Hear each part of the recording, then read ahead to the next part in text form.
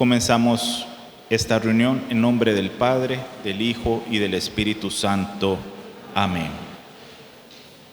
Señor, abre mis labios, cantará mi lengua tu justicia.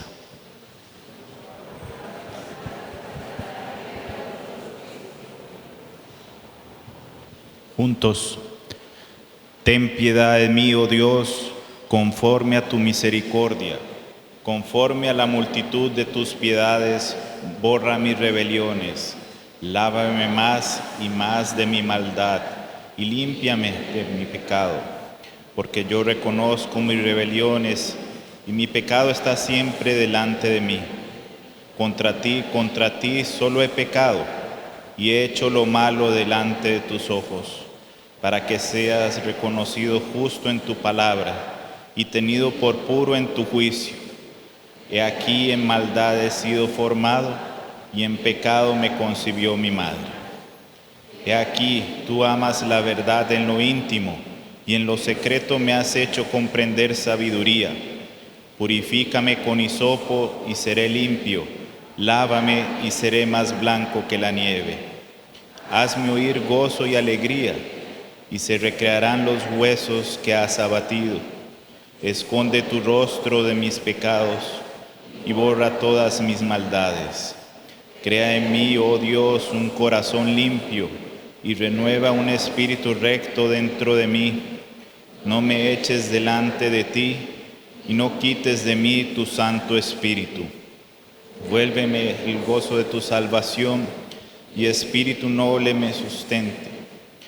Entonces enseñaré a los transgresores tus caminos y los pecadores se convertirán a ti. Líbrame de homicidios, oh Dios, Dios de mi salvación. Cantará mi lengua tu justicia. Señor, abre mis labios y publicará mi boca tu alabanza. Porque no quieres sacrificio, que yo lo daría, no quieres holocausto. Los sacrificios de Dios son el espíritu quebrantado. Al corazón contrito y humillado no despreciarás tú, oh Dios. Haz bien con tu benevolencia, Sión, edifica los muros de Jerusalén. Entonces te agradarán los sacrificios de justicia, el holocausto u ofrenda del todo quemada. Entonces ofrecerán becerros sobre tu altar. Gloria al Padre, gloria al Hijo, gloria al Espíritu Santo.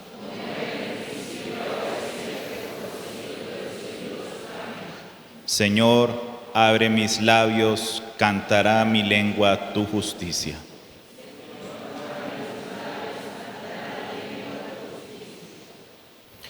El Señor esté con ustedes. Lectura del Santo Evangelio según San Mateo.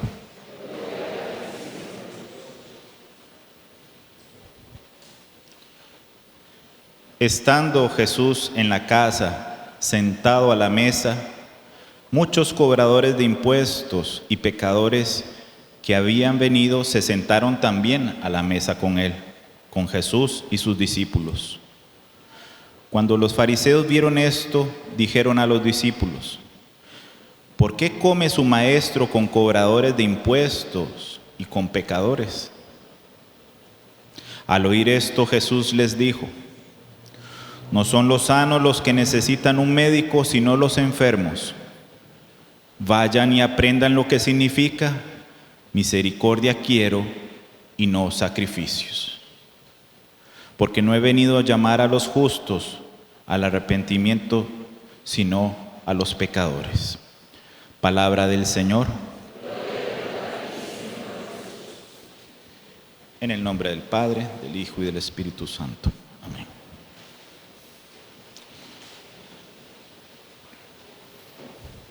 Ustedes me pueden preguntar, pues ya estamos fuera de Cuaresma, ¿por qué este salmo y esta lectura, ¿verdad? Más en la línea de la penitencia, ¿verdad? Y es que, primero, el salmo es una confesión del salmista David, de su pecado, de su transgresión. Pero detrás de estas palabras encontramos la experiencia de un pueblo que ante Dios solo debe reconocerse pecador. Ante Dios solo debe presentar un corazón contrito y esperar la misericordia de Dios. Y si ustedes se detuvieron un poquito en algunos pasajes de este salmo, se pudieron dar cuenta que hay varios elementos de culto presentes allí, ¿no es cierto? Habla de limpiar con el hisopo, ¿verdad? Habla de incluso habla de sacrificio, ¿verdad? De holocaustos, ¿verdad? Todo esto entra dentro de ese mundo cultual del pueblo de Israel. Y es que hoy voy a intentar hablar de la liturgia a partir de una fiesta concreta, que es, vamos a decir, el Yom Kippur, el día de la expiación de los pecados, ¿verdad? Un día importantísimo en el calendario religioso judío, el 10º día del 7º mes, de acuerdo con el calendario religioso de los judíos. Allí, en ese día, el pueblo, ¿verdad?, a través del sumo sacerdote, pues se confesaba delante de Dios y admitía su culpa y pedía el perdón.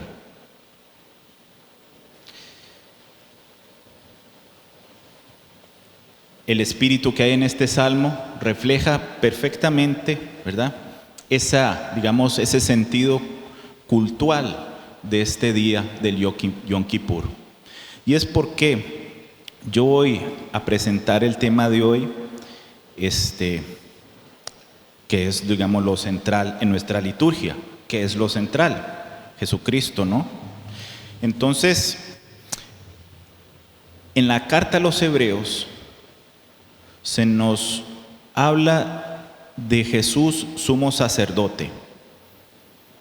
Y es a partir de esa imagen del sumo sacerdocio de Jesús que nos conecta con esta tradición antigua, religiosa del judaísmo, del templo, del sacrificio, ¿verdad? Y si vemos no solo en la carta a los Hebreos, si vemos la carta a los Romanos, encontramos también todos esos elementos sacerdotales presentes allí. Y es que, en especial en la carta a los Hebreos, se nos presenta a Jesús como sumo sacerdote, una imagen que es muy rara en el Nuevo Testamento, una imagen mesiánica, para hablar sobre Cristo, utilizando una imagen judía de una institución que, bueno, una institución que fue una de las grandes responsables de la muerte de Jesús, pues era bastante inusual, ¿verdad? Pero allí, a partir de allí, el autor de la carta a los Hebreos nos propone profundizar en la vida de Jesús, a partir de esa imagen del sumo sacerdocio.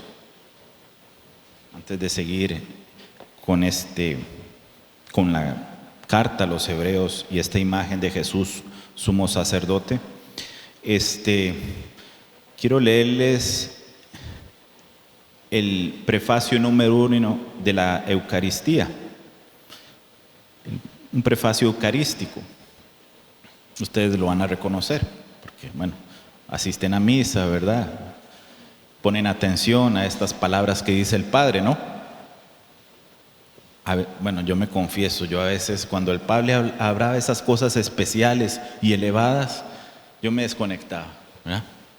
Y ahora que me toca ser padre, ¿verdad?, ser sacerdote y decir estas cosas, ya uno como que le pone más atención, ¿verdad? Bueno, también no quiero decir que todos seamos así. Yo era un poco distraído, pero Recordemos estas palabras. En verdad es justo y necesario. Es nuestro deber y salvación darte gracias siempre y en todo lugar, Señor Padre Santo, Dios Todopoderoso y Eterno, por Cristo, Señor nuestro. Hasta ahí, ¿verdad? Ya reconocen en qué parte de la misa estamos. El cual, verdadero y eterno sacerdote, al instituir el sacrificio de la eterna alianza, se ofreció primero a ti como víctima salvadora y nos mandó que lo ofreciéramos como memorial suyo.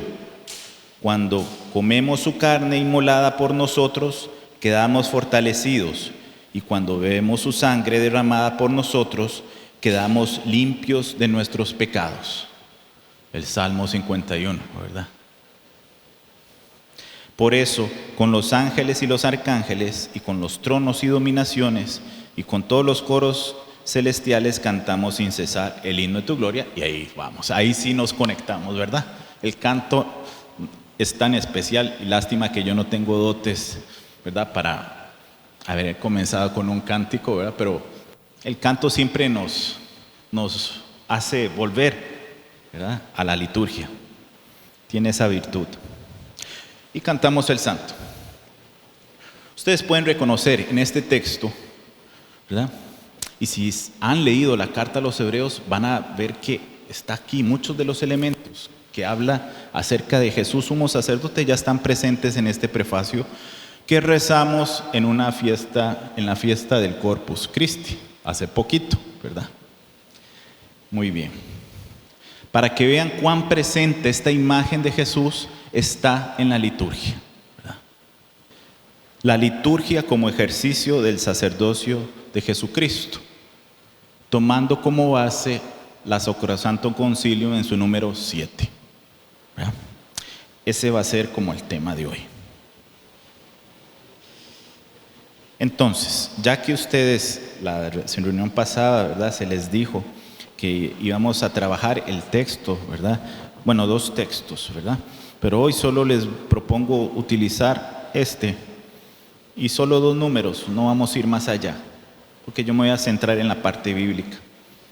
Pero vamos a ir al documento del Vaticano II, a la Constitución sobre la liturgia, la Sacrosantum Concilium, y vamos a leer el número 7. Vean, estas copias se pueden bajar de internet en el sitio del Vaticano. Ahí están los documentos de la Iglesia y uno lo puede bajar y ya lo tiene ahí para. Bien. Dice: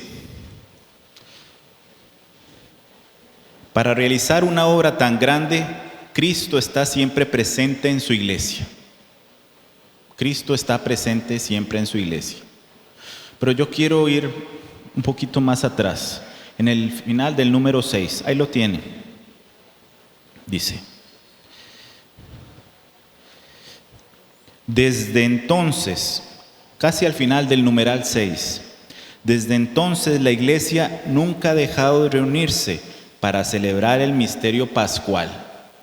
La liturgia, sobre todo la misa, celebra el misterio pascual de Jesús, leyendo cuanto a él se refiere en toda la Escritura, celebrando la Eucaristía, en la cual se hacen de nuevo presentes la victoria y el triunfo de la muerte, y el triunfo de su muerte, y dando gracias al mismo tiempo a Dios por el don inefable en Cristo Jesús, para alabar su gloria por la fuerza del Espíritu Santo. Ya aquí nos dan una palabra clave para entender de qué va es la liturgia, cuál es su sentido profundo, cómo debemos entender, ya que es algo que muy apreciado por nosotros y que vivimos y es parte de nuestra vida de fe. Y retomamos el número 7, diciendo: Cristo está presente en su iglesia, sobre todo en la acción litúrgica. Está presente en el sacrificio de la misa, sea en la persona del ministro, ofreciéndose ahora por ministerio de los sacerdotes, el mismo que entonces se ofreció en la cruz, sea sobre todo bajo las especies eucarísticas, el pan y el vino. Está presente con su fuerza también en los sacramentos, de modo que cuando alguien bautiza, es Cristo quien bautiza. Está presente en su palabra, pues cuando se lee en la iglesia la Sagrada Escritura, es Él quien habla. Está presente por último cuando la iglesia suplica y canta salmos, el mismo que prometió: donde están 2 o 3 congregados en mi nombre, allí estoy yo en medio de ellos. Realmente, en esta obra tan grande por la que Dios es perfectamente glorificado y los hombres santificados, Cristo asocia siempre consigo a su amadísima esposa, la Iglesia, que invoca a su Señor y por él tributa culto al Padre eterno. Con razón, pues, esto es importante que subrayemos, se considera la liturgia como el ejercicio del sacerdocio de Cristo, de Jesucristo. Ejercicio del sacerdocio de Jesucristo. De ahí, ¿por qué yo voy a abordar el tema del sacerdocio, de la imagen sacerdotal de Jesús, a partir de la carta a los Hebreos? Y luego dice, continúa, en ella los signos sensibles significan, y cada uno a su manera realizan la santificación del hombre. Así, el cuerpo místico de Jesús, es decir, de Jesucristo, es decir, la cabeza y sus miembros, ejerce el culto público íntegro. En consecuencia, toda celebración litúrgica, por ser obra de Cristo sacerdote y de su cuerpo, que es la Iglesia, es acción sagrada por excelencia, cuya eficacia, con el mismo título y en el mismo grado, no la iguala ninguna otra acción de la Iglesia. Entonces, parece, por lo que acaba de decir y la forma como lo dijo, que la liturgia es una cosa seria, ¿verdad? No es un añadido a nuestra vida de fe, ¿verdad? Es algo que sí nos debe comprometer con la vida, con la realidad. Somos cuerpo de Cristo. Esto se dice fácil, pero ser conscientes a cada momento de ello, no tanto. Por lo menos a mí me cuesta, ¿verdad? Sin embargo, por gracia lo somos. Y porque tenemos fe y confiamos en el Espíritu, pues vamos ahí, intentando estar unidos en comunión con Él, con la cabeza, ¿verdad? De eso se trata la liturgia. Si tenemos esa vivencia, no solo como un sentimentalismo, estoy unido a Jesús, y lo decimos y lo expresamos, sino de verdad, que toda mi vida tenga que ver con esa cabeza, pues vamos bien. Y ojalá que sea en comunidad, porque esto no es una cuestión de una persona, sino esto es de un cuerpo, ¿verdad? Que llamamos iglesia. Bien. Como les decía, la palabra clave que nos va a ayudar a comprender muchas cosas de la liturgia es su presencia real en los sacramentos, en las celebraciones litúrgicas, ¿verdad? Y no solo a través del sacerdote, sino a través, como somos cuerpo, ¿verdad? Todos estamos llamados a ser parte de ese ejercicio sacerdotal de Jesús. ¿Podemos agregar algo más con respecto a eso? Nosotros participamos del sacerdocio único de Jesús. Y esto es lo que nos ayuda a entender la carta a los Hebreos. Entonces, ¿qué es la liturgia? Vamos a empezar por definir cosas. Es bueno a veces, ¿verdad? Tener claridad acerca de los términos. 2 términos bíblicos nos ayudan a entender por lo menos el sentido de esta palabra. 2 términos griegos. Partamos de la Biblia, la traducción griega de la Biblia, la Septuaginta. Ya habla de latreia y leiturgia, leiturgicos y palabras afines que tienen esa misma raíz. Ambas refieren al culto y al servicio divino en la Biblia. Pero si uno busca, digamos, la etimología de cada una de estas palabras, por ejemplo, tomamos liturgia. Viene del griego, pues, pero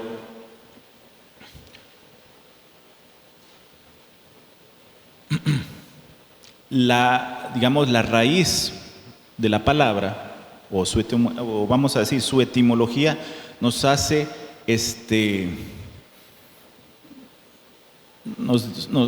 nos dice que liturgia es un servicio público o una obra, literalmente una obra para el pueblo, es decir, una obra pública. Entonces, el término liturgia, así, y se usaba así para las funciones públicas en las ciudades griegas, significaba un servicio público. Cuando tradujeron la Biblia hebrea al griego, usaron esas dos palabras que refieren a una actividad civil de la ciudad.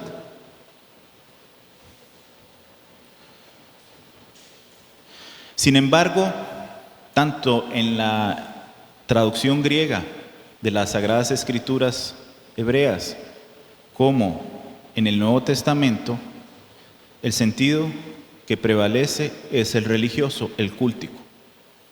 Pero llama la atención como un término civil que hace referencia a un servicio a la comunidad pasa al mundo del culto, ¿verdad? Como un término técnico, ¿verdad? Para referirse a eso. ¿Alguien tiene alguna idea de por qué sería eso?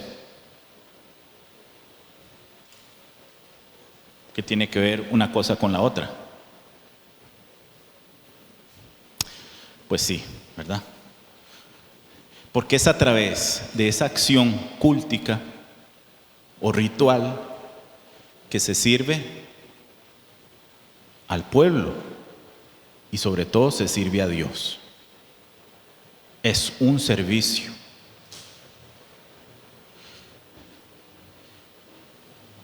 ¿Por qué servicio? Es que delante de Dios, poco poniéndonos en su mente, ¿verdad? Delante de Dios, toda acción que se haga ha de ser un servicio para Él, como la de un siervo a su Señor.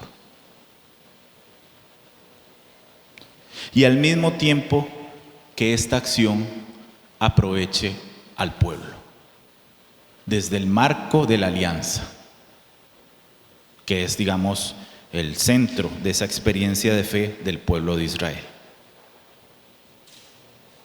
Por lo tanto, la liturgia en el judaísmo, como la liturgia en nuestro ámbito cristiano, debe entenderse como un servicio a Dios y como un servicio al pueblo de Dios. Un servicio que santifica, un servicio que promueve la alabanza a Dios, la adoración, y en el mundo más ritual, ¿verdad?, se celebra el sacrificio. Este elemento sacrificial es el que toma el cristianismo y la carta de los hebreos, ¿verdad? Pero también de forma general el Nuevo Testamento para hablar del misterio pascual de Jesús.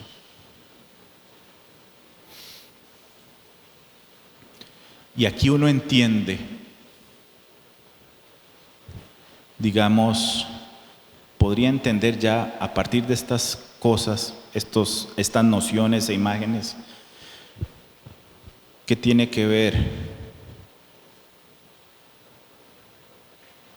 la Pascua de Jesús con un ritual, con un culto, ¿verdad?, sacerdotal. Se entiende en términos de sacrificio lo que hizo Jesús. Esto está muy arraigado en muchas culturas, el sacrificio cúltico, ¿verdad? Es algo que luego vamos a ver en otro momento, con mayor detenimiento. Pero en el judaísmo, y sobre todo ligado al culto del templo, es un elemento imprescindible. Siempre hay que sellar las cosas con sangre. Y cuando el pueblo de Israel recuerda su liberación de Egipto y la alianza que Dios, Yahvé, celebró con ellos, ¿esto cómo se recuerda? ¿Cómo se recuerda esa alianza? ¿O qué es lo que sella esa alianza? La sangre, ¿no? De ahí el sentido del sacrificio en el templo. Y recordar esa alianza, de algún modo, ¿verdad?, implica sangre. Matar un animal, ¿verdad? Bueno, en Caná, pues no siempre fueron animales, ¿verdad? Los sacrificios humanos en los cananeos era una cosa cultural también y no rara, ¿verdad? Claro, los judíos la fe de los judíos no contempló nunca eso, más bien criticó ese tipo de sacrificios. Solo recordar el relato de Abraham y Isaac, ¿verdad? Es como un recuerdo de esas prácticas, ¿verdad? Pero bien, liturgia, por lo tanto, está en relación con un ministerio sacerdotal en el templo. Y de hecho, la palabra liturgia, así como suena, está en el Nuevo Testamento varias veces, y sobre todo en la carta a los Hebreos, pero también en Lucas. Cuando se habla de las funciones sacerdotales de Zacarías, se usa ese término, ¿verdad? En Lucas 1:23, por ejemplo.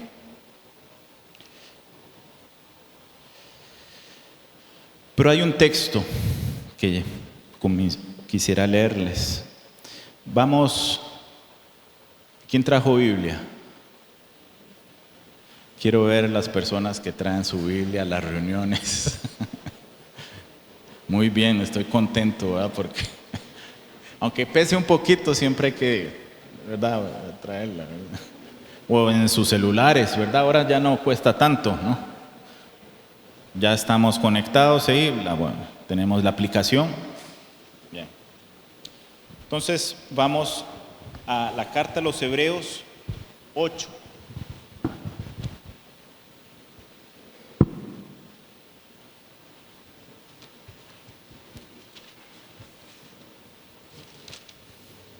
Carta a los Hebreos, capítulo 8.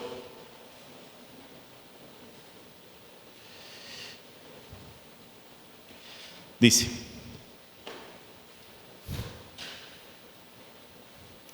este es el punto capital en cuanto venimos diciendo, que tenemos un sumo sacerdote, tal que se sentó a la diestra del trono de la majestad en los cielos, al servicio del santuario y de la tienda verdadera, erigida por el Señor, no por un hombre.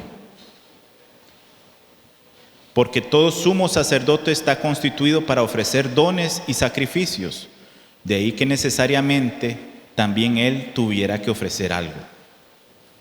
Pero si estuviera en la tierra, ni siquiera sería sacerdote, habiendo ya quienes ofrezcan dones según la ley. Estos dan culto en lo que es sombra y figura de realidades celestiales, según le fue revelado a Moisés al emprender la construcción de la tienda. Ya vamos a decir qué es esto. Mira, se le dice, harás todo conforme al modelo que te ha sido mostrado en el monte. Ahora bien, Él ha obtenido, versículo 6, Él ha obtenido un ministerio tanto mejor cuanto es mediador de una alianza mejor, como fundada en promesas mejores. Con este texto nos vamos a dar cuenta cuál es la metodología y los argumentos que tiene toda esta carta a los hebreos. Está comparando, ¿verdad?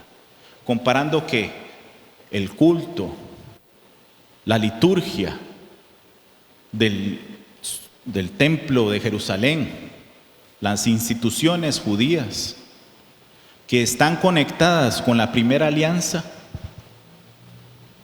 y el ministerio sacerdotal de Jesús, que inaugura una nueva alianza.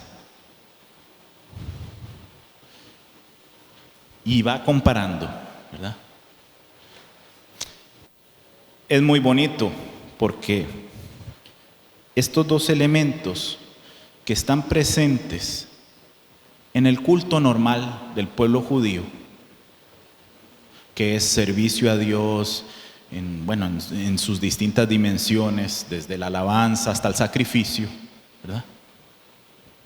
Y el servicio al pueblo para expiar sus pecados, para ofrecer dones a Dios y recibir su gracia o su favor. Estos dos aspectos de servicio van a estar presentes también, pero de un modo pleno y perfeccionado en este sacerdocio único, definitivo y de Jesucristo.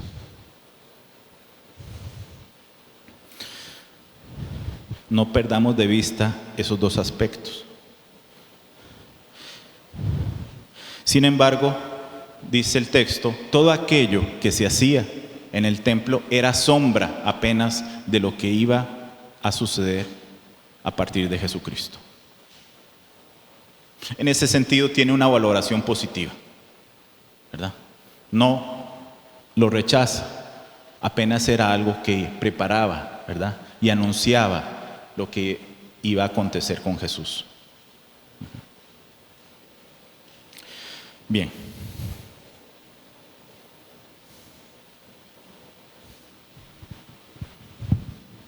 Entonces, ese término de liturgia en la carta, también aplicado a Jesús, implica un verdadero ministerio sacerdotal, más excelente, y también un acontecimiento salvífico en Cristo, imagen relacionada a esa imagen cultual y sacerdotal. La carta a los hebreos tiene como trasfondo esa fiesta que ya yo les he mencionado, el día de la expiación, el Yom Kippur. No se entiende lo que dice la carta, ¿verdad?, sin ese elemento. Parte de allí, ¿verdad? Porque toda la descripción que está haciendo de la antigua alianza y de todo lo que se hacía en torno al templo es justamente ese día, esa fiesta de la expiación, para luego contraponerlo con el sacrificio de Jesús, de Cristo.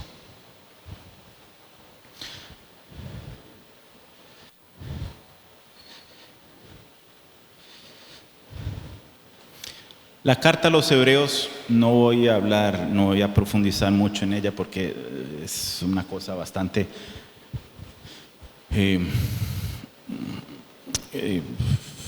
complicadilla, ¿verdad? Ver por lo menos cuestiones estructurales y eso ayuda para ver cuáles son los acentos y hacia dónde quiere llevarnos la carta, pero así, a grosso modo, les diré que la carta está compuesta de tal modo que poco a poco, desde el inicio o desde el final, si algunos queremos leer o estamos habituados a leer las cosas desde el final, a veces sí. Yo a veces leo las noticias desde el final, a veces comienzo a leer. Pero bueno, tiene una estructura, digamos, de composición en donde todo va centrándose justamente en el sacrificio de Jesús. Esto se halla, digamos, y su tesis y el centro de toda la carta se halla en el capítulo 9 de la carta a los Hebreos. Entonces, comienza a partir de el evento Cristo, ¿verdad? De su irrupción, ¿verdad? En la historia de la salvación. Esa, digamos, sería la primera parte o la primera ala de esta construcción concéntrica y armónica del texto. Y el otro extremo, es decir, el final, tiene que ver más bien con exhortaciones a la vida comunitaria, al testimonio de fe que la comunidad debe dar.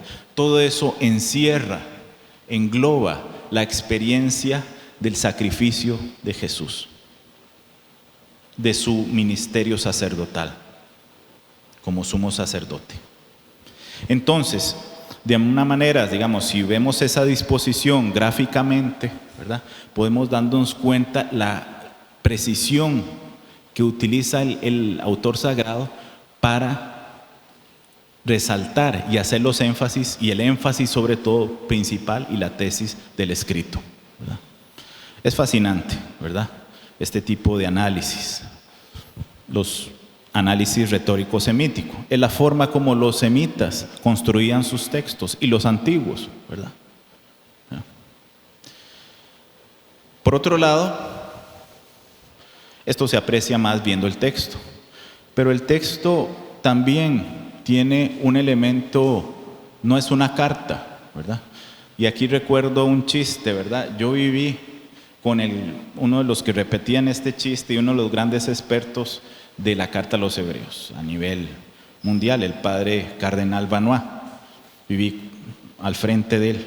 Nunca recibí clases con él porque ya estaba muy mayor, pero a él se le debe todo este análisis. Él es el pionero, ¿verdad?, en la investigación sobre la carta a los Hebreos y ese aspecto sacerdotal de Jesús, ¿verdad? Y bueno, él me repetía el chiste, ¿verdad?, que todos los biblistas suelen hacer cuando inician o abordan esto. Mire, la carta a los Hebreos no es ni carta, ¿verdad?, tampoco es a los Hebreos, ¿verdad?, y tampoco fue de Pablo, ¿verdad? Apréndanse eso, ¿verdad? Entonces, el título es todo un despropósito, ¿verdad? Pero bueno, la tradición eclesial, ¿verdad?, eclesiástica del segundo siglo, ¿verdad?, en adelante, le puso ese título por las temáticas que abordaba. ¿No? Pero es un escrito que es para, vamos a decir, no es para solo a los hebreos, es para toda la comunidad. Vamos a decir, tiene una pretensión universal. Es para leerse en toda comunidad cristiana, no solo para los hebreos, ¿verdad? Aunque en esas comunidades cristianas habían judeocristianos, vamos a decir, que entendían perfectamente los símbolos y el lenguaje que está utilizando esta carta. Pero no es de Pablo, porque aunque Pablo también use ciertos vocablos o ciertos tecnicismos relacionados al culto, nunca va a decir que Jesús es el sumo sacerdote. La víctima sí, pero el sumo sacerdote no. Y luego el estilo es muy diferente al paulino, ¿verdad? Vaya. Y lo que me interesa no es una carta, es una homilía. La forma literaria es una homilía, muy bien construida, como les he dicho, ¿verdad? Es una de las joyas del Nuevo Testamento.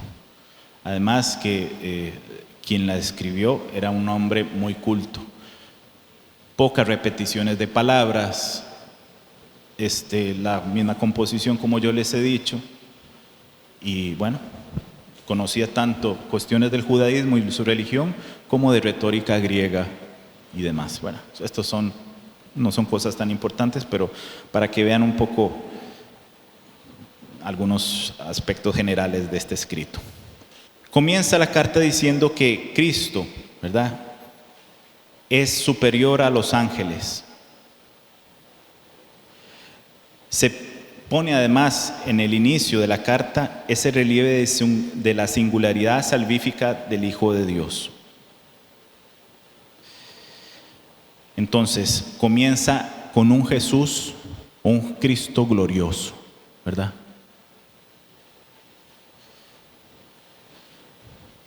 Sin embargo, este Cristo glorioso, nos va a decir la carta, es dos cosas, y que va a ser resonancia de lo que yo he dicho acerca del culto, de la liturgia, ¿verdad? Los dos aspectos o los dos servicios que se operan en la liturgia. Pero nos va a decir la carta a los hebreos que Jesús fue obediente al Padre y solidario con los seres humanos. Obediente y solidario. Sirve a Dios y sirve al pueblo. Así nos dice. Y es justamente en virtud de esa solidaridad llevada al extremo o a la perfección que el autor entiende que lo anterior apenas fue una sombra. Lo anterior era un preanuncio de lo que vendría a ser con Jesús. Porque verdaderamente Jesús fue totalmente, Cristo fue totalmente solidario. Luego se nos dice, ya en el capítulo 2 del versículo 17 al 18, que Jesús se ha convertido en sumo sacerdote, digno de confianza, luego, ¿verdad? En 3:1, 4:14, digno de confianza en relación a Dios. Y aquí Jesús toma el lugar de Moisés, interesante, para inaugurar una nueva alianza. Y en el capítulo 4:15 y 5:10, ahí se expone que también Jesús es misericordioso en relación al hombre. Misericordioso dentro de esa misma, digamos, desde ese mismo campo, solidario, ¿verdad?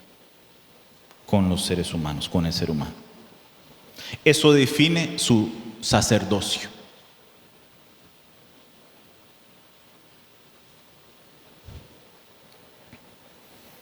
Digno de confianza y misericordioso. Recordemos lo que los profetas nos decían y los salmos: misericordia quiero, no sacrificios, ¿verdad?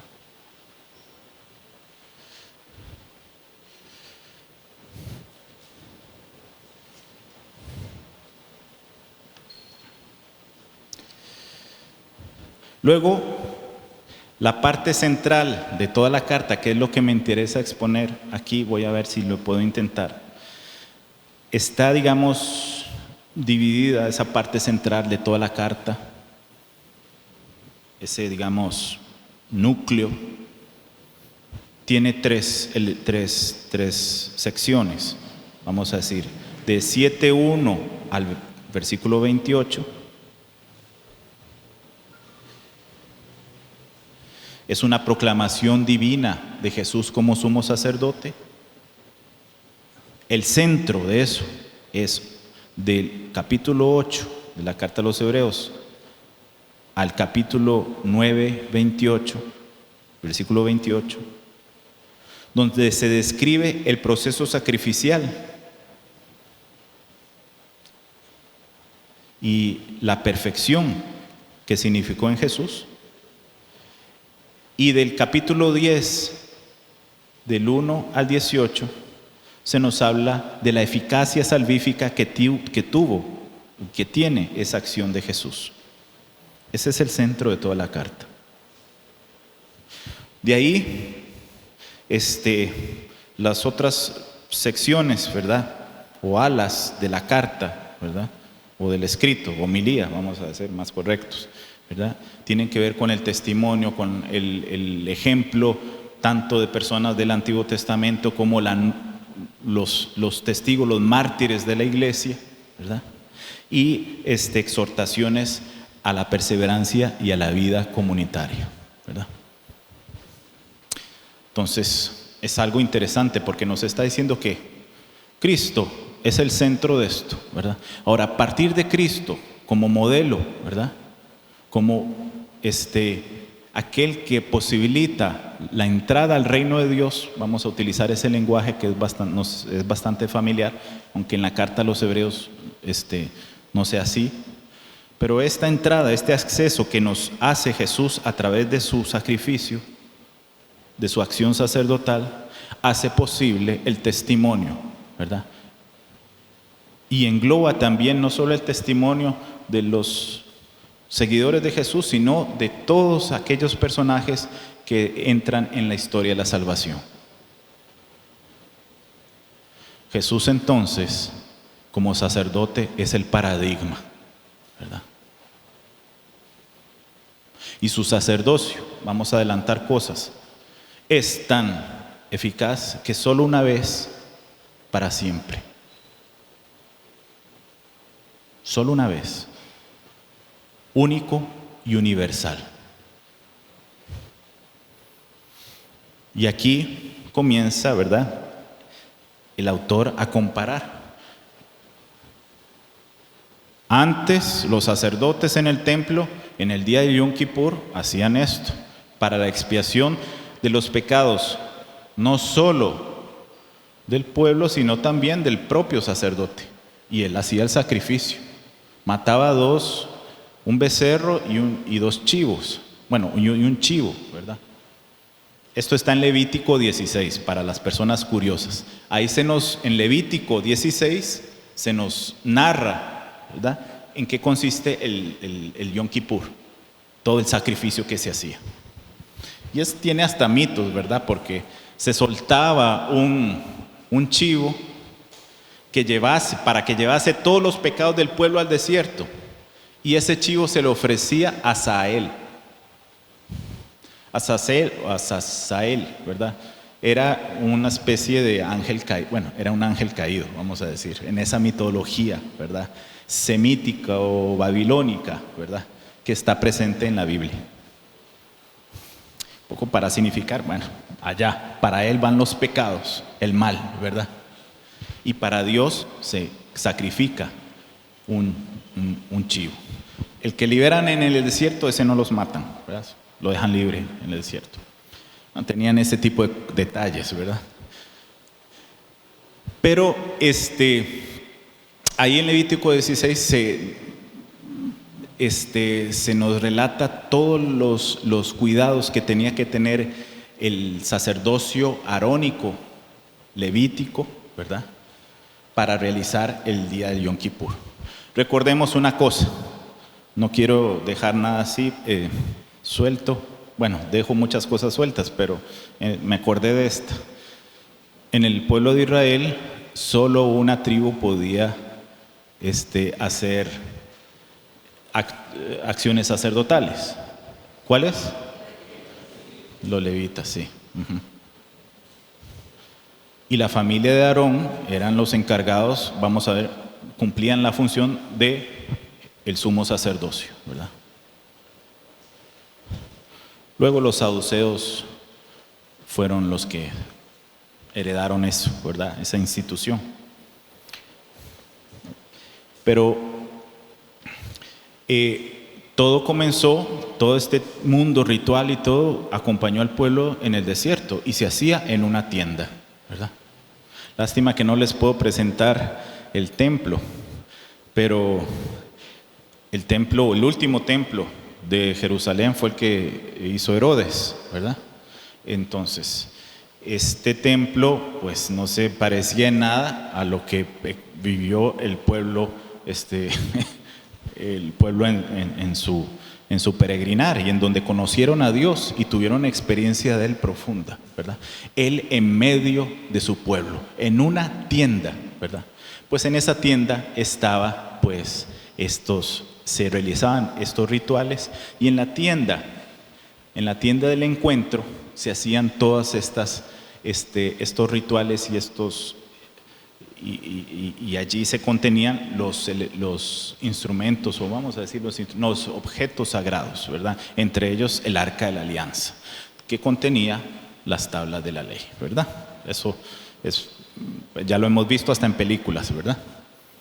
Pues solo podía entrar allí, eso tenía dentro de la tienda del encuentro, que en tiempos de Jesús era en el templo de Jerusalén, y que era el templo que había hecho Herodes, y que era una grandiosidad enorme, pues un gran velo, quizás como de esta altura, ¿verdad?, que caía.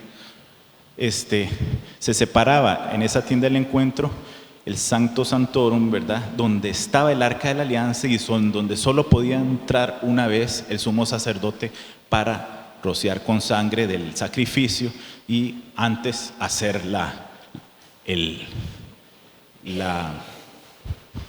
¿cómo se dice? El incensar, ¿verdad?, el lugar, para poder entrar a través del velo, o traspasando el velo, y hacer el sacrificio, el ofrecimiento ahí de la sangre, ¿verdad? Entonces, es una serie de detalles que, bueno, no quiero seguir más, pero está en Levítico 16, si quieren buscar allí y profundizar.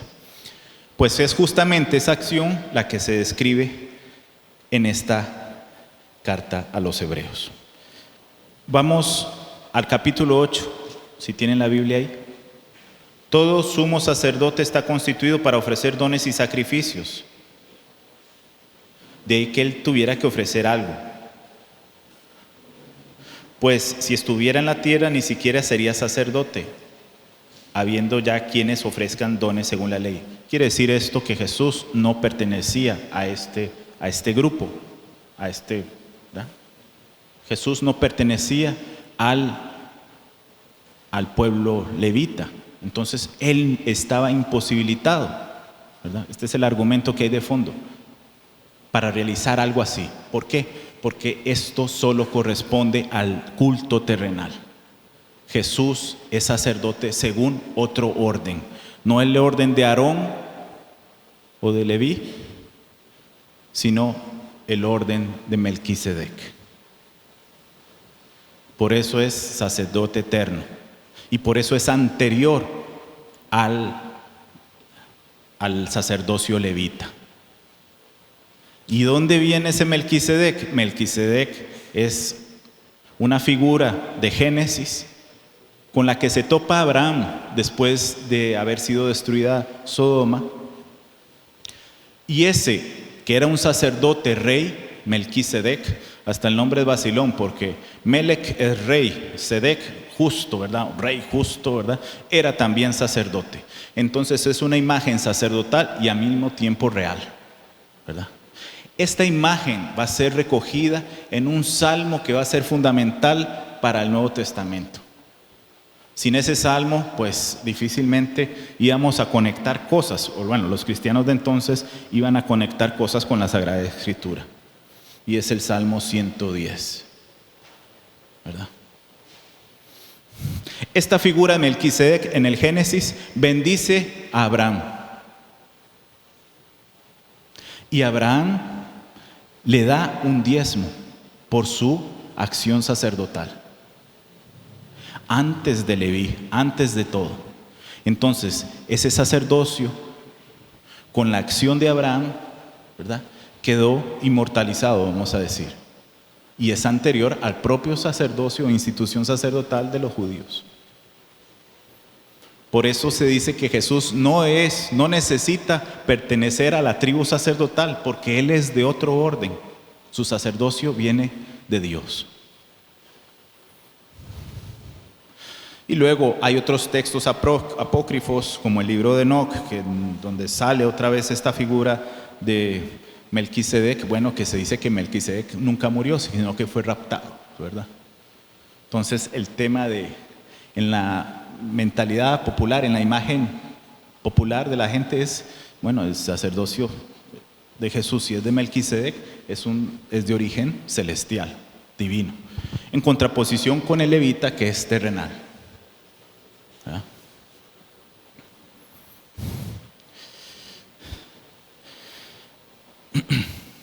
En el Salmo 110, oráculo, se entiende que bueno, esto lo canta David, ¿verdad? De David, Salmo, ¿verdad? Oráculo de Yahvé a mi Señor. Siéntate a mi diestra hasta que haga de tus enemigos estrado de tus pies.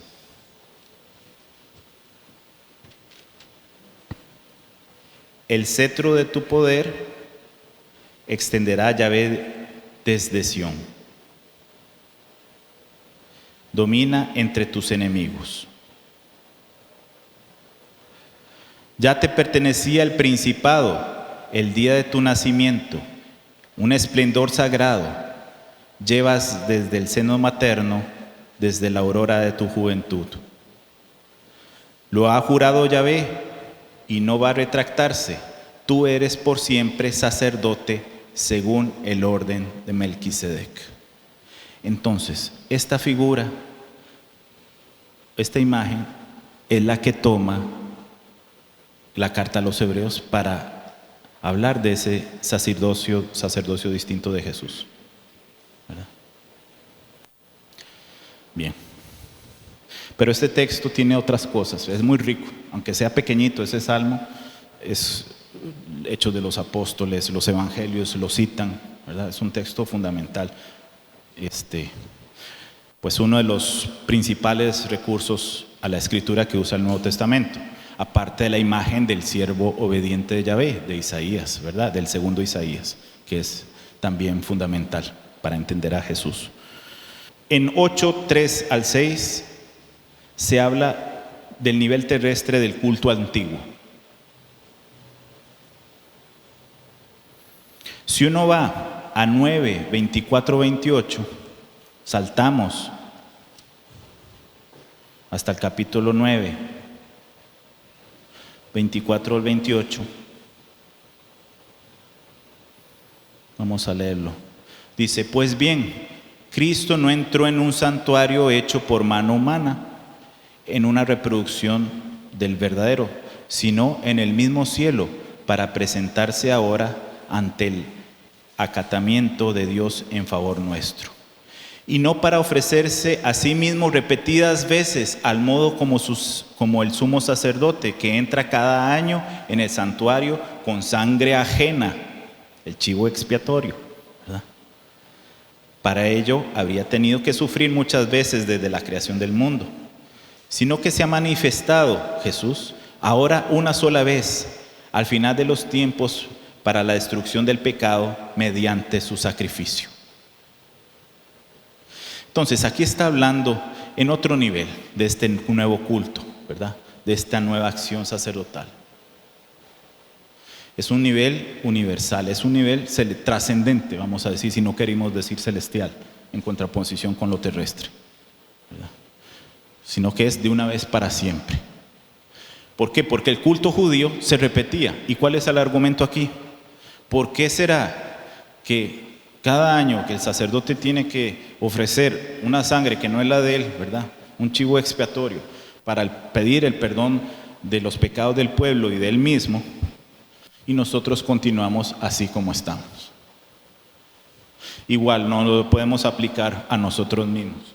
¿Por qué? Vamos todos los días o cada domingo a misa, estamos en el sacrificio, somos testigos de la presencia real, recordamos, ¿verdad? Es memorial, pero también es presencia allí de ese único acto de Jesús, y todavía somos así, pecadores.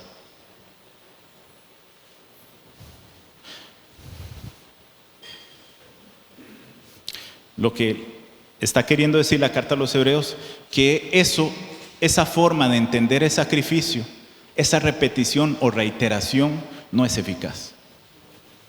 Lo de Jesús sí.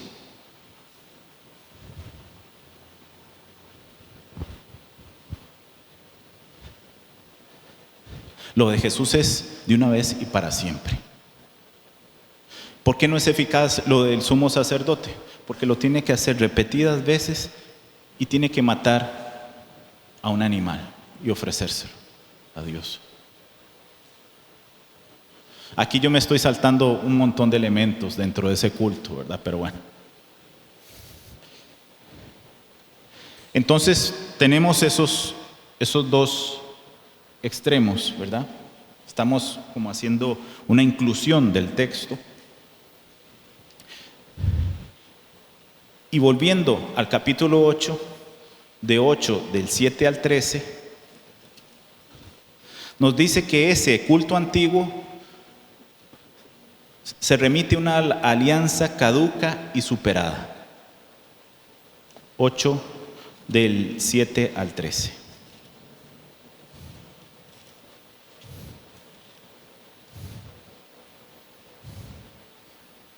Pues si aquella primera hubiera sido irreprochable, no habría lugar para una segunda, dice, porque les dice en tono de reproche: he aquí que vienen días, el día del Señor, en que yo concluiré con la casa de Israel y con la casa de Judá una nueva alianza. Está citando a los profetas ahora. Aquí el autor está remitiéndose al Antiguo Testamento, ¿verdad? A la Sagrada Escritura, vamos a decir. En que yo concluiré con la casa una nueva alianza, con la casa de Israel. No como la alianza que hice con sus padres, el día en que los tomé de la mano para sacarlos de la tierra de Egipto, como ellos no permanecieron en mi alianza. Como ellos no permanecieron en mi alianza, también yo me desentendí de ellos, dice el Señor. Esta es una alianza que haré con la casa de Israel. Y luego dice: pondré mis leyes en su mente y en sus corazones las grabaré, y yo seré su Dios y ellos serán mi pueblo. Esto no lo está inventando el autor de Hebreos, sino que está citando a los profetas, y en este caso a Jeremías.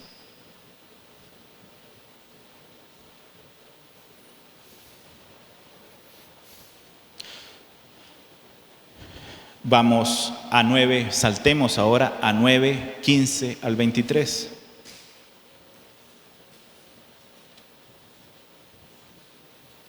Vamos así, vamos haciendo como un zoom, ¿verdad? Nos vamos concentrando en un núcleo. Entonces, 9 del 15 al 23, dice: por eso es mediador de una nueva alianza, para que, interviniendo una muerte que libera de las transgresiones de la primera alianza, reciban los llamados la herencia eterna prometida. Pues donde hay testamento, se requiere que conste la muerte del testador, la sangre que yo les decía, ya que el testamento es válido en caso de defunción, no teniendo valor en vida el testamento, la alianza, testamento, sinónimos. Así tampoco la primera alianza se inauguró sin sangre, pues Moisés, después de haber leído a todo el pueblo todos los preceptos según la ley, tomó la sangre de los novillos y machos cabríos con agua, lana, escarlata e hisopo, y roció el libro mismo y a todo el pueblo. Ese fue el primer acto, digamos, sacerdotal después del Sinaí, ¿verdad? Que recuerdan.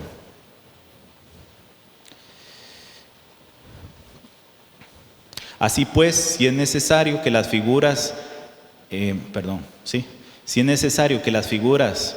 de las realidades celestiales sean purificadas de esa manera, también lo es que las realidades celestiales se purifiquen, pero con sacrificios más excelentes que aquellas anteriores. Pues bien, Cristo no entró en un santuario hecho de mano, sino en el mismo cielo, para presentarse delante de Dios, decíamos. Pero bueno, vamos al meollo de todo esto. En el capítulo 9, del versículo 1 al 10, se nos hace una descripción del viejo culto. Y aquí podemos leerlo en paralelo con Levítico 16. Y los versículos del 11 al 14 se nos describe cuál es el culto de Cristo, qué es lo que hace Cristo, y eso es lo que vamos a leer. 9, del versículo 11 al 14. Después de haber hecho toda esa descripción de lo que hacía el sumo sacerdote en el templo, dice: en cambio se presentó Cristo como sumo sacerdote de los bienes futuros, a través de una tienda mayor y más perfecta, no fabricada por mano de hombre, es decir, no de este mundo. Y penetró en el santuario una vez para siempre, no con sangre de machos cabríos ni de novillos, sino con su propia sangre, consiguiendo una liberación definitiva.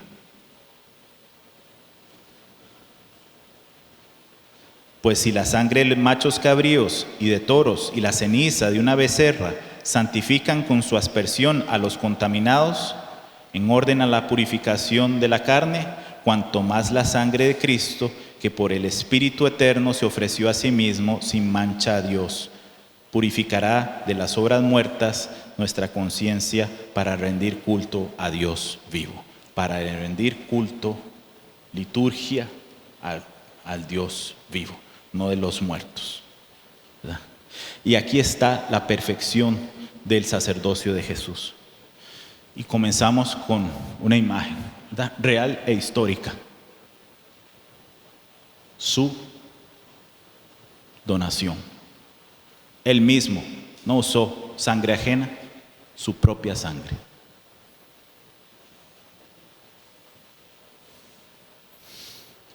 Vuelvo a aquellos términos claves, ¿verdad? Obediencia a Dios y solidaridad. Deben estar juntos, ¿verdad? Porque son parte de un plan de salvación divino, ¿verdad? La solidaridad, ¿cómo se expresa ahí? ¿Cómo nosotros participamos de ese sacerdocio único de Jesús? Y aquí la clave, ¿verdad?, está paradójicamente, ¿verdad? A pesar de que se ha empezado a hablar del Cristo glorioso y todo esto en el inicio del escrito, es su humanidad, es la humanidad de Jesús lo que lo hace profundamente y únicamente solidario con nosotros. Y para demostrarnos que es posible, ¿verdad?, vivir de otro modo, entrar en el ámbito de Dios, ¿verdad? Esto,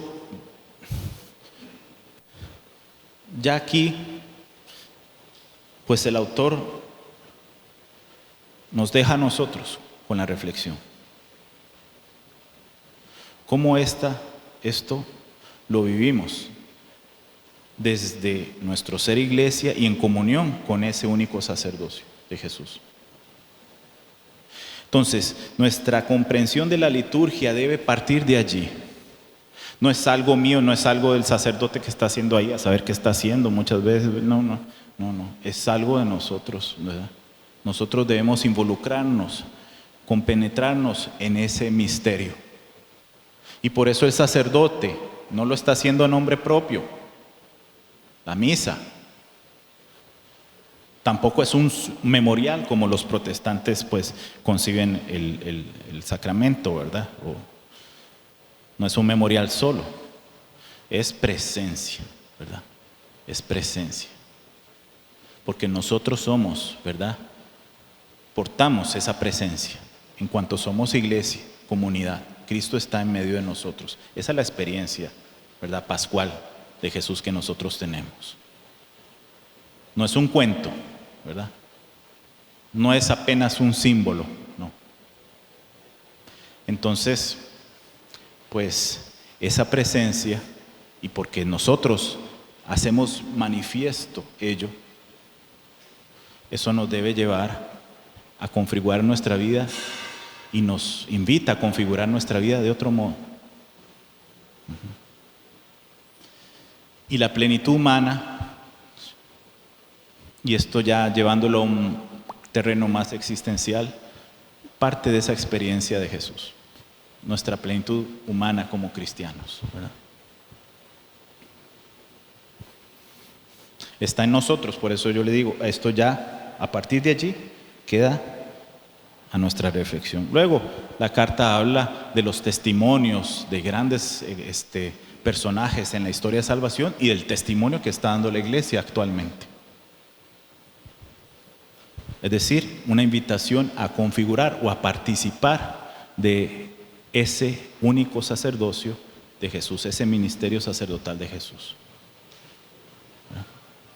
Esta es la idea que está de fondo, que es matriz de todo este escrito de la carta a los Hebreos.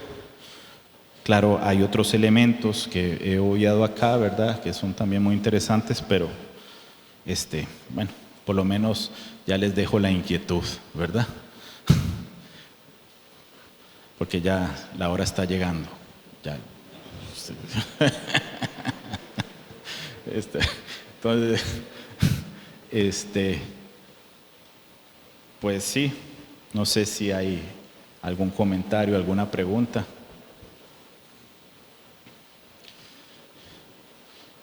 Sí. Tal vez no es una pregunta. William Martínez, mi nombre, de la parroquia Corazón de María, sino más bien entender la exposición que usted nos ha manifestado en esta noche. Ha hablado del sacerdocio real, la participación de nosotros en el sacerdocio de Jesucristo. Y entiendo yo que participamos del sacerdocio de Cristo porque somos bautizados y en el bautismo nosotros obtenemos ese sacerdocio real, ¿verdad? No así el ministerial, que son dos cosas completamente diferentes, y no hay que perder de vista eso, que todo el pueblo de Dios es un pueblo sacerdotal, y ese sacerdocio real lo obtenemos a través del bautismo, y el sacerdocio ministerial de nuestros sacerdotes se obtiene en el día de la institución de la Eucaristía, cuando Jesús dice: hagan esto. Y cuando les dice hagan esto, es una orden, es el nuevo orden sacerdotal que se abre. El anterior se anula, el sacerdocio levítico, pero se abre el sacerdocio ministerial a través de esto. Creo que eso es lo que yo he entendido. Sí, él como cabeza, nosotros como parte el cuerpo, ¿verdad?, de Cristo. Esta imagen sí es paulina, ¿verdad? Que esto sí. Pablo es el que habla de eso, ¿verdad? Sí. Hemos tenido la oportunidad de escuchar una seria exposición de la Biblia en la carta a los Hebreos, a lo cual normalmente no estamos acostumbrados. Tal vez nos dan la masita ya disuelta y estamos acostumbrados solo a yogures y papilla, ¿verdad?, como los niños tiernos. Hoy nos alimentaron con alimento de adultos. Muchas gracias al Padre Mauricio. Si Dios permite, él y yo nos vamos a estar rotando en las formaciones, porque los dos estamos ya a cargo, gracias a Dios, no estoy yo solo.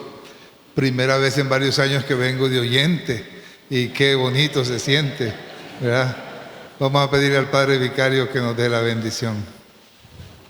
Nos dirigimos a nuestro Padre que está en el cielo con la oración que Jesucristo nos enseñó. Padre nuestro que estás en el cielo, santificado sea tu nombre. Venga a nosotros tu reino. Hágase tu voluntad en la tierra como en el cielo. Danos hoy nuestro pan de cada día. Perdona nuestras ofensas, como también nosotros perdonamos a los que nos ofenden. No nos dejes caer en tentación y líbranos del mal. Amén. El Señor esté con ustedes y la bendición de Dios Todopoderoso, Padre, Hijo y Espíritu Santo, descienda sobre ustedes y los acompañe siempre. Pueden ir en paz.